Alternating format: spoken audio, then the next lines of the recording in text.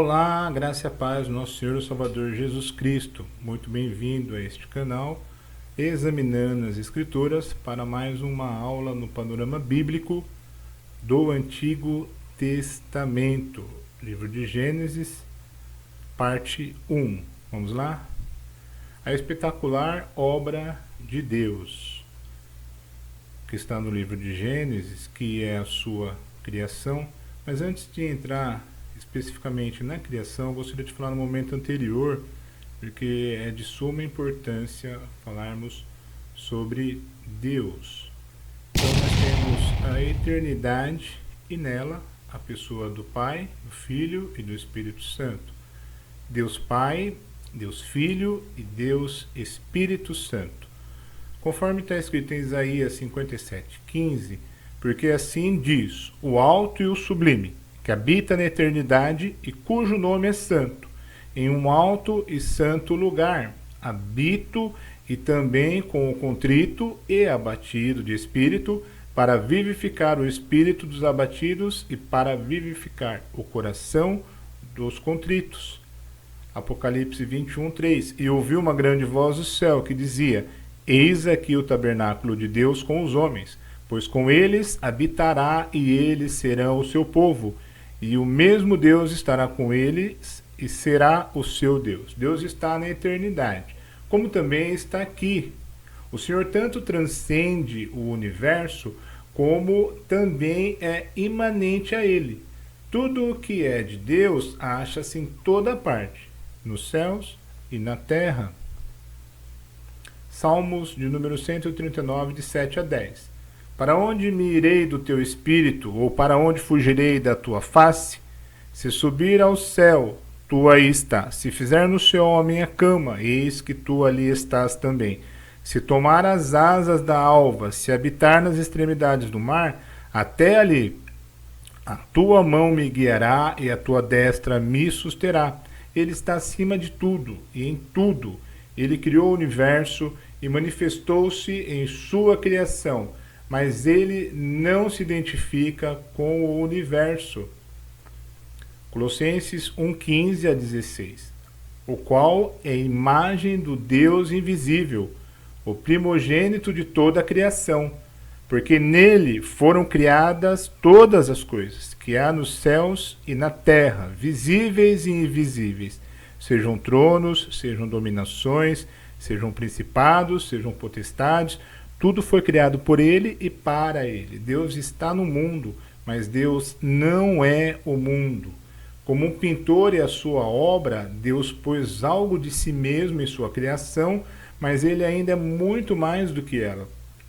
Ele é onipotente, onipresente e ele é onisciente. Ele é Deus. Romanos 1:18 a 20. Porque do céu se manifesta a ira de Deus sobre toda a impiedade e injustiça dos homens, que detêm a verdade em injustiça. Porquanto o que de Deus se pode conhecer, neles se manifesta, nos homens. Porque Deus lhe manifestou. Porque as suas coisas invisíveis, desde a criação do mundo, tanto o seu eterno poder como a sua divindade, se estendem e claramente se veem pelas coisas que estão criadas, para que eles fiquem inexcusáveis. A própria luz da natureza no espírito do homem e as obras de Deus claramente manifestam que existe um Deus. Também vamos ler agora aqui 1 Coríntios 2, de 9 a 10. Mas, como está escrito, as coisas que o olho não viu e o ouvido não ouviu, e não subiram ao coração do homem, são as que Deus preparou para que os que o amam. Mas Deus nolas revelou pelo seu Espírito, porque o Espírito penetra todas as coisas, ainda as profundezas de Deus. 2 Timóteo 3, de 15 a 17. E que, desde a tua meninice, sabes as sagradas letras, que podem fazer-te sábio para a salvação, pela fé que há um Cristo Jesus. Toda a Escritura divinamente inspirada é proveitosa para ensinar, para redarguir, para corrigir, para instruir em justiça, para que o homem de Deus seja perfeito e perfeitamente instruído para toda boa obra. Só a palavra e o seu Espírito o revelam de um modo suficientemente eficaz aos homens para a sua salvação. Só a palavra. Quem é a palavra? Jesus. Só Jesus e o seu Espírito podem revelar Deus ao homem de forma suficientemente eficaz, levando por intermédio do Filho esse homem à salvação. Aqui gostaria de fazer uma correção da aula passada. Se você ainda não nos segue nas redes sociais, estamos pelo Facebook, @Examinando Escrituras Sagradas, pelo Instagram, @Neto de Lima, e no YouTube, Examinando as Escrituras. Se você ainda não se inscreveu, inscreva-se em nosso canal, ative o sininho. Se você não estiver conseguindo ativar o sininho, cancele a sua inscrição, inscreva-se novamente. Se você gostou do vídeo, deixe um like. Concílio de Nicéia, que ocorreu no ano de 325, foi um concílio convocado pelo imperador Constantino, que assumiu o Império Bizantino em 324. Bizantino por causa do marinheiro que fundou a cidade, chamado Bizas. Daí veio o Império Bizantino, e quando ele assumiu em 324, ele mudou o nome da cidade de Bizâncio para Constantinopla. E o século IV foi marcado pelos grandes debates teológicos e as controvérsias.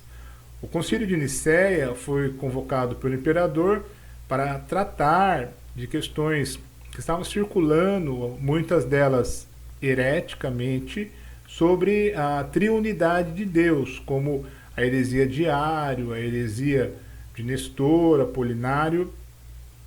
E, por exemplo, Ário, ele cria que o Pai é menor que o Filho e que, por sua vez, é maior que o Espírito Santo. Então, ele não acreditava ser possível ter uma hierarquia de seres divinos. E ele dizia que Cristo foi criado por Deus. Então, o Concílio de Nicéia condenou, o Concílio de Constantinopla, primeiro, no ano de 381, também condenaram essas heresias. Lembrando que nós estamos falando do nosso Deus, do nosso Salvador Jesus Cristo e do nosso Espírito Santo, que estão na eternidade ainda. Então, nós estamos no assunto da eternidade. Dando uma pincelada aqui, trazendo um embasamento para entrarmos propriamente dito no livro de Gênesis, a criação. E também uma corrente herética forte era o sabelianismo modalista. Vem de Sabélio. Então, o sabelianismo modalista acreditava que Deus manifestou na história por módulos, modal, por isso modalista, e no Antigo Testamento Deus veio como Pai. No Novo Testamento, Deus veio como Filho. E após o Filho ressuscitar, ele veio como Espírito Santo. Tanto o sabelianismo modalista quanto Ário e Apolinário, eles eram totalmente heréticos e foram condenados. Foram rejeitados essas heresias pela Igreja. Graças a Deus que foi rejeitado naquela época. E até hoje, assim como outras heresias que nós temos aí, que são rejeitadas dia a dia. E teve um grupo muito importante, que foram denominados dos grandes capadócios, devido aos seus conhecimentos muito profundos, teologicamente, acerca das Escrituras. Principalmente sobre a questão da Trindade. Lembrando que Trindade não é uma palavra bíblica. Nós não encontramos Trindade na Bíblia. Ela foi criada pelo teólogo de Cartago, Tertuliano. Ele nasceu no ano de 160 e morreu no ano de 220 depois de Cristo. E ele criou essa palavra Trindade foi a melhor forma que ele entendeu para explicar a triunidade de Deus. E não só essa, mas ele criou muitas outras palavras. E hoje a palavra Trindade faz parte do vocabulário cristão. Essas palavras entraram e não saíram mais. É uma forma de nós entendermos. E esses três teólogos capadócios, que é Basílio de Cesareia, Gregório de Nissa e Gregório de Nazianzeno,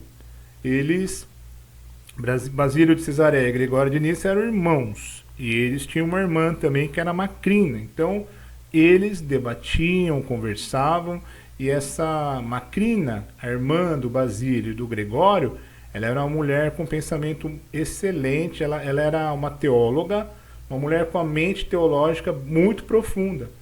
E eles se reuniam e promoviam debates entre eles, discussões, e eles chegaram no entendimento acerca da triunidade de Deus, que é o mais próximo das escrituras, dos textos bíblicos, é o que mais harmoniza.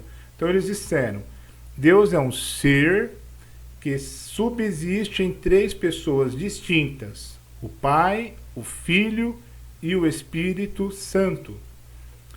Nós pegamos esse gráfico lá no site do Brother Bíblia, no Instagram, está o endereço aqui. Se você quiser visitá-lo, vale a pena, ele tem muito desenho legal, muito material legal, e esse vai dar para explicar, para termos uma ideia melhor. Deus é um ser que subsiste em três da triunidade. Então, Deus subsiste no Pai, no Filho e no Espírito Santo. Só que eles são distintos. Então, o Pai não é o Filho. O Filho não é o Espírito Santo. O Espírito Santo não é o Pai. Deus é um ser que subsiste em três da triunidade. O Pai, o Filho e o Espírito Santo. Mas o Pai é Deus, o Filho é Deus, o Espírito Santo é Deus. Então nós temos um Deus. Não temos mais de um Deus. Um Deus somente, mesmo propósito, mesmo pensamento, e tanto no plano redentor, mesmo objetivo, eles não pensam diferente, pensam iguais, porque é uma só pessoa que manifestou-se em três pessoas distintas, o Pai, o Filho e o Espírito Santo. Gênesis 1:27. Criou Deus o homem à sua imagem. A imagem de Deus o criou. Macho e fêmea os criou.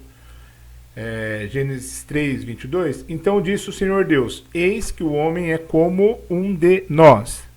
Olhe, nós.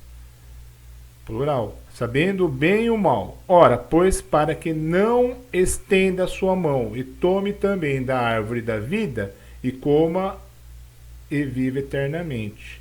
Gênesis 11:7. Eia, desçamos e confundamos. Desçamos, confundamos, plural. Uma língua do outro. Também Isaías 6:8. Depois disso, ouvi a voz do Senhor que dizia: a quem enviarei? E quem há de ir por nós? Nós. Então disse eu: eis-me aqui, envia-me a mim. Também Isaías 48:16. Chegai-vos a mim e ouvi isto. Não falei em segredo desde o princípio, desde o tempo em que aquilo se fez, eu estava ali. E agora o Senhor Jeová me enviou o seu Espírito. O Senhor Jeová me enviou o seu Espírito. E também Isaías, Mateus 3:16 a 17, o clássico do batismo de Jesus, e, sendo Jesus batizado, saiu logo da água, e eis que se lhe abriram os céus, e viu o Espírito de Deus descendo como uma pomba e vindo sobre ele. E eis que uma voz dos céus dizia: este é o meu Filho amado, em quem me comprazo. E também Mateus 28:19, portanto, ide e ensinai todas as nações, batizando-as em nome do Pai, do Filho e do Espírito Santo. 2 Coríntios 13:13, a graça do Senhor Jesus Cristo, o amor de Deus Pai e a comunhão do Espírito Santo seja com todos vós. Amém. E também João 10:30, eu e o Pai somos um. Então, nós vemos a ação da triunidade de Deus nesses versículos, Deus dialogando com a triunidade constantemente. Tudo foi feito com o mesmo propósito. Deus criou os anjos também. A Bíblia nos fala do anjo Gabriel em Daniel 9, 21. Também nos fala do arcanjo Miguel, que quer dizer quem é como Deus, Gabriel, homem de Deus. Isaías 6:2 fala dos serafins. Ezequiel 10:1 também fala dos querubins. E Isaías 14:12, Lúcifer, um anjo de luz caído. A tradução Vulgata Latina de 1821, a completa, do padre Antônio Pereira de Figueiredo, traz a palavra Lúcifer no versículo, que traduzido diz: como caíste do céu, ó estrela da manhã, filho da alva. Uma tradução está filho da alva, filho da manhã. E como estás no chão, que enfraqueceu as nações. Olha, é a única tradução que traz o nome Lúcifer nesse versículo. As outras vão estar harmonizando com mais ou menos estrela da manhã, é filho da alva, filho da manhã. E aqui é uma passagem de Gênesis 17:3 da Bíblia hebraica. E o anjo do Senhor. Então nós temos uma distinção, uma teofania, uma cristofania, quando nos referimos ao anjo não criado, mas o anjo sendo o próprio Deus ou o próprio Filho manifestando. Então, Malek Adonai. Aqui nós temos a palavra para dois anjos, mas temos dentro dela Malek também. Olha, aqui nós temos a formação das palavras. Nós temos, deixa eu pegar o mouse aqui. Aqui nós temos a letra Man, a letra Lamed, a letra Aleph. E aqui nós temos uma letra Kaf, diferente daqui, que temos o Man, o Lamed, o Aleph e o Dalet. E também temos as vogais aqui embaixo. Vogal E, vogal A. Vogal A aberta, fechada. Temos aqui também o Yud. Então nós temos a mesma palavra. A diferença para anjo do Senhor é o complemento do nome de Deus, Adonai, e anjo normal. Em Colossenses 1,16, todos os anjos foram criados por Deus, porque nele foram criadas todas as coisas, que há nos céus, que há na terra, visíveis e invisíveis. Seja tronos, seja dominações, sejam principados, sejam potestades, tudo foi criado por ele e para ele. Lembrando que estamos trazendo uma pincelada, um conhecimento básico referente a esses assuntos, tratado como os anjos e demônios caídos, que são demônios que são anjos caídos. Esse assunto poderíamos tratar dentro da teologia sistemática, na sua matéria específica, angelologia e demonologia. Mas estamos trazendo aqui, dando uma pincelada, para termos uma base. Salmo 104:4. Os anjos são espíritos. Faz dos ventos seu mensageiro, dos seus ministros um fogo abrasador. Salmo Hebreus 1:7. Os anjos são espíritos. E quanto aos anjos, diz: faz dos seus anjos espíritos e de seus ministros labareda de fogo. Mateus 22:30. Os anjos são imortais, porque na ressurreição nem casam, nem são dados em casamento, mas serão como os anjos no céu. Judas 1:6. Os anjos foram criados santos, e aos anjos que não guardaram o seu principado, mas deixaram a sua própria habitação, reservou na escuridão e em prisões eternas, até ao juízo daquele grande dia.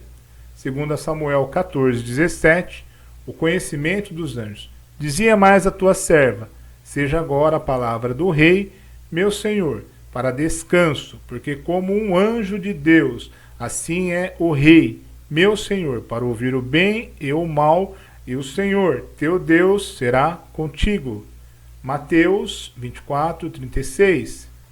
O conhecimento dos anjos. Porém, daquele dia e hora ninguém sabe, nem os anjos dos céus, nem o Filho, mas unicamente meu Pai.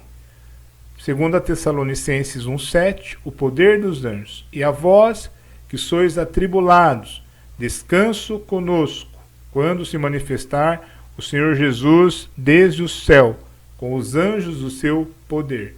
Salmo 103:20, a função dos anjos.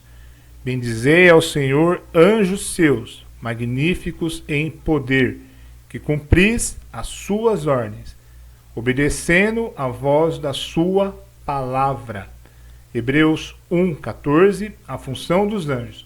Não são, porventura, todos eles espíritos ministradores, enviados para servir a favor daquele que hão de herdar a salvação? 2 Pedro 2,4, os anjos estão sujeitos a mudanças, porque se Deus não perdoou os anjos que pecaram, mas, havendo-os lançado no inferno, os entregou às cadeias da escuridão, ficando reservados para o juízo. Estaremos encerrando aqui a aula, estaremos postando a próxima aula, dando continuação desse versículo e entrando na criação de Deus, no primeiro capítulo e no segundo capítulo de Gênesis. Se você ainda não é inscrito no nosso canal, inscreva-se, ative o sininho da notificação, deixe um like. Muito obrigado pela participação. Deus abençoe a cada um que está assistindo o canal e um forte abraço. Até mais.